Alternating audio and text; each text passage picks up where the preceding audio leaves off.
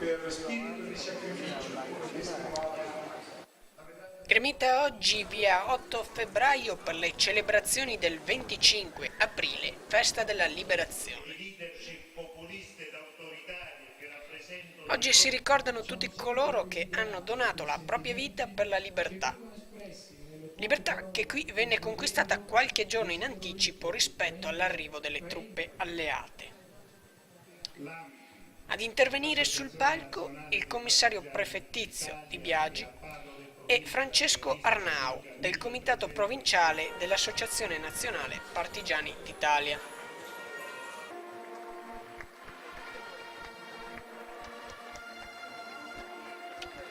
Swisher Channel News, Padova.